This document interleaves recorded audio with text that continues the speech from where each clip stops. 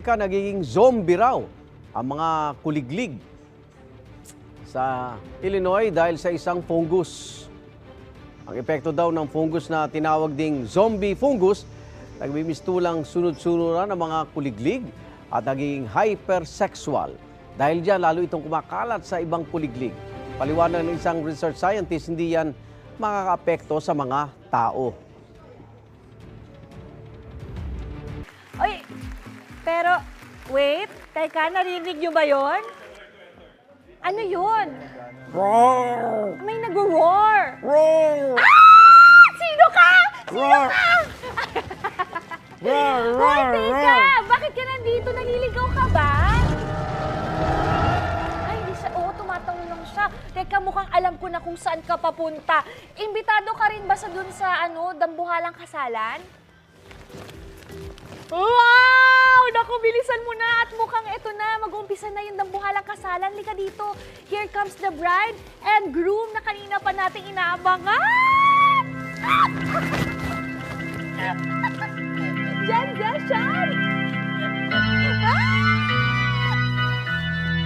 Kiss, kiss, kiss. Hindi ko nakikita. Hindi ko nakikita. Ayan na sila, ang harap natin. Guys!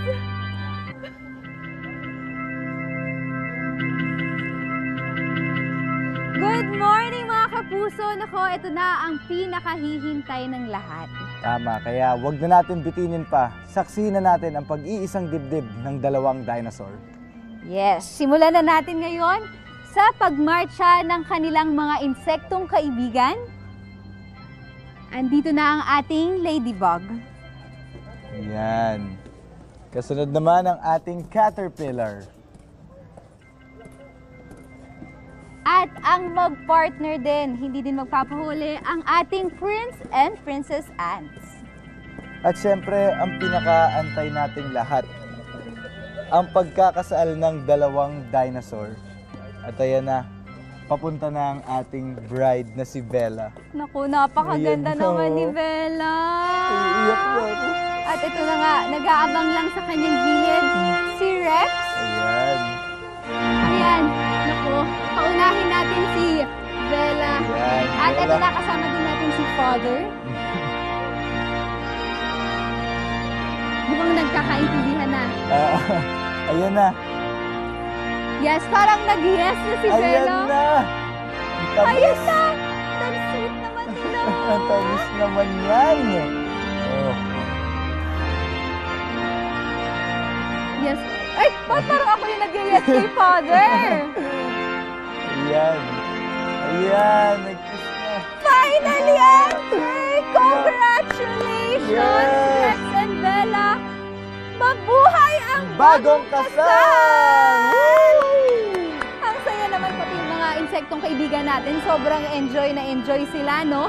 At syempre, Anjay and mga kapuso, pagka may wedding tayo, may reception din tayo. Tama, kaya naman turo na natin. Yes, dito tayo. Dito tayo. I-guide natin ang Guide na ating natin mga sila dinosaur papunta friends. Sa reception. Tara dito.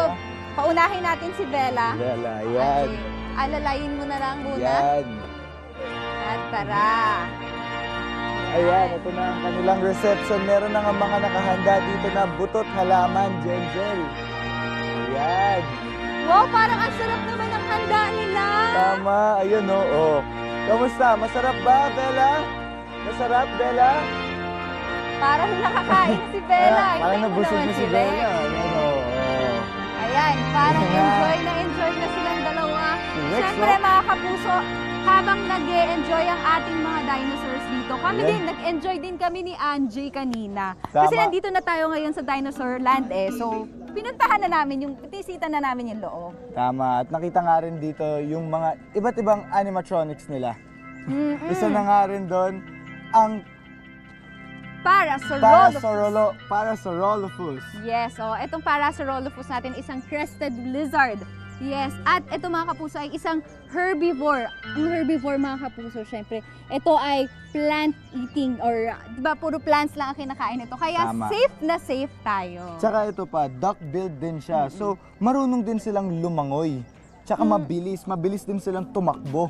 Yes, so ang gagaling nga, ang ganda ng loob eh, no? Plus Tama. iba-iba pa yung mga nakita nating mga dinosaurs. Yan, ang next na natin na nakita nga rin, ang Stegosaurus. Di ba Ito, plant eater din ng ating Stegosaurus. At kung makikita nyo mga kapuso, maliit lang yung ulo niya eh.